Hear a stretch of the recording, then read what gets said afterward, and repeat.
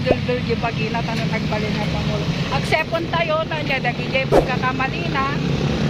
Tanggapon tayo, tayo sungarot yung botos tayo. Ito nga tilang po na, supporters man, kinuno, dagitehan nga supporters ni Pangulo, nandyan na siya.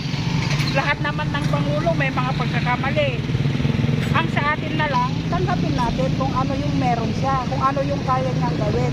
Huwag na natin siyang siraan, kasi lilipas din naman yan, Pangulo siya. O kung gusto mong palitan siya sa susunod, di wag mo siyang iboto, ganun lang po ka-practical ang buhay natin sa politika. Ano pong masabi niyo ma'am sa sa nagsasabing nagsisi ako na binoto ko itong si Marcos dahil sa pangako niyang 20 kilo na bigas hindi natupad kaya nagsisi ako. Ano pong masabi niyo ma'am sa mga bumaliktad?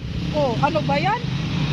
Salamat nga tayo, medyo yung hindi tayo kinukulang sa pagkain. Kung tungkol lang naman yan sa bigas, hindi naman basta-basta kahit pinangako naman niya hindi naman basta-basta na pag sinabi na niya, Bababa agad? Oo, bababa agad. Siyempre maraming proseso yan. Sa pagkuha nga pa lang ng magsimula ka sa barangay hanggang sa ang dami-dami mo nang kailangang asikasuhin. Ano pa kaya dyan tungkol yan? Ang sa atin na lang, manahimik na lang tayo, tapos tignan natin kung ano yung magagawa niya.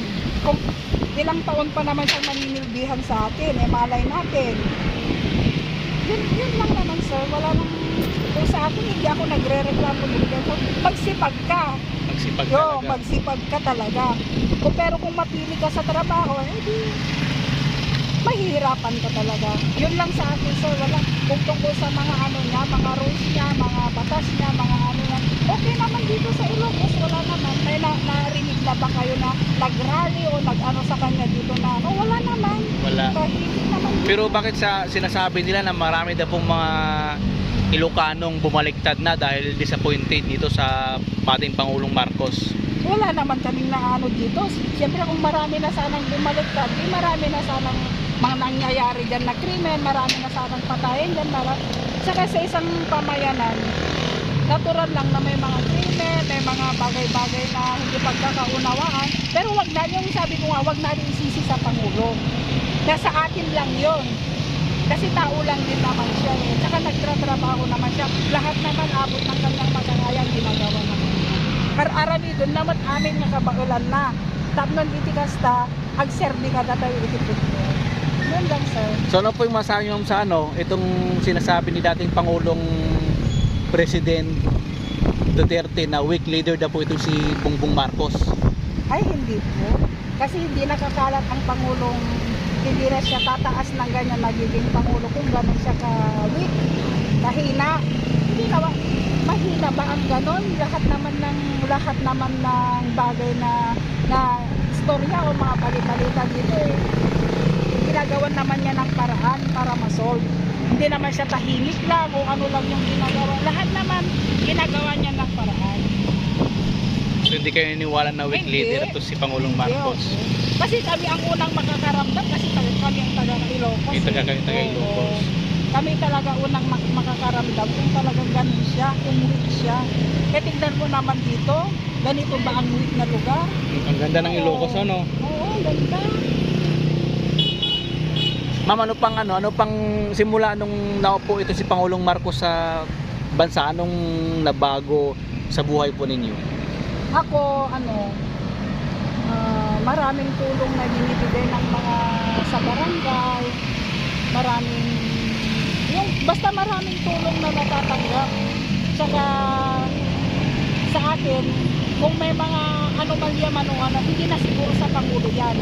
Baka nasa iba pa yung mga, di ba mas may mababa pa na mga sa ibang Pangulo. departamento. Oo. Kahit tama yung ibinigay niya, tapos pagbaba niya, nagiging mali. Hindi na niya kasalanan yun. Ang sa akin lang talagang mahal namin ang Marcos dito sa Ilocos. Isa ako doon. O tingnan mo ako, nag-ano lang ako. Nagtitinda-tinda lang ako ng At least kumikita ako kahit konti-konti lang. Hindi yung puro iaasa ako sa gobyerno. Tama. Hindi ba? At saka wag natin lahat isisi sa Pangulo. Masama ang loob na gano'n na isisisi mo sa Pangulo. Ang kahirapan mo, hindi.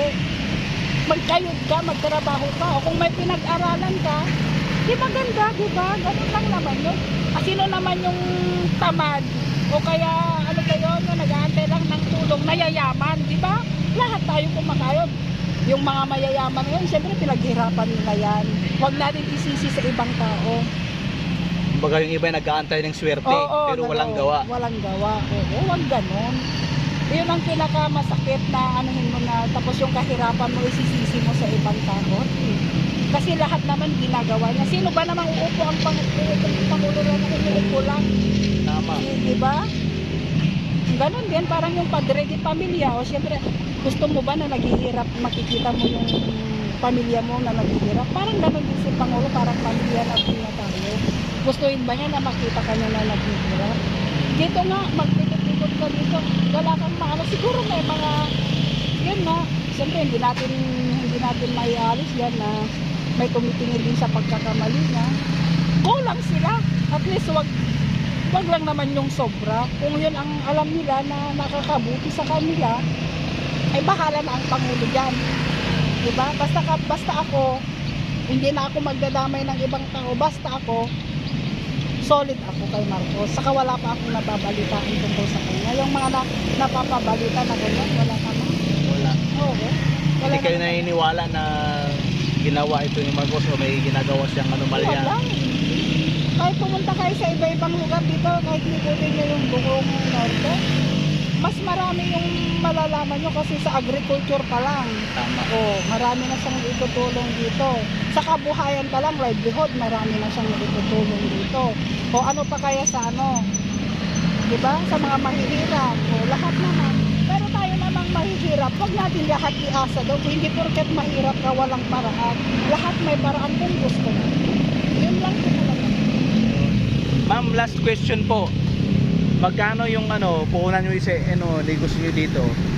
Ay ano lang po yan sir, 1.5 o kaya kung maano ko naman 2,000, pero yun pinapaikot ko ng isang araw, tatlong beses o 4 na beses akong kumukuha sa pag nibenta ko na naman yung una, kukuha na naman ako, hindi yung steady na malaki yung puhunan ko. Nag-umpisa lang po ako sa 500. 500, tapos naging 1.5. Oo. Diba? Mga kababayan, si Ma'am po ang isa sa mga example na talagang napakasipag at hindi umaasa sa gobyerno. Talaga po.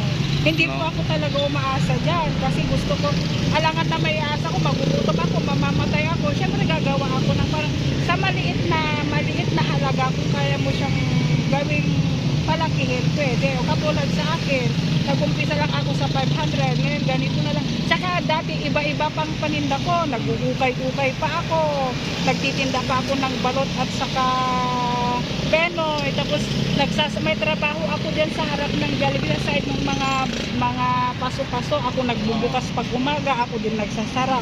Ang sahod ko dun isang linggo, 7 days, 1,000. Ngayon po, may sarili na kayong negosyo. Oo, tapos pag tapos na ako dito na ako. Napakamadiskarte ni Ma'am, no? Hindi porket taga Ilocos po siya, taga Ilocos po ang ating mahal na Pangulong Marcos, aasa na po sa hindi po ganun. Oo, dapat lang. Huwag mong iasa sa iba ang kung paano ka mabuhay sa mundo, kung paano ka makasurvive. Huwag mong iasa sa ibang tao. Magtrabaho ka. Ma'am, maraming salamat po, Ma'am, no? At I'm sure na marami pong yung utak nila regarding po sa sinabi niyo at na-share ninyo sa ating mga kababayan. Ano po pangalan niyo, Ma'am? Laika. Ma'am Laika po from Lawag City, Ilocos Norte. Thank you, Ma'am. Ingat po, Thank you po. and God bless. Bye.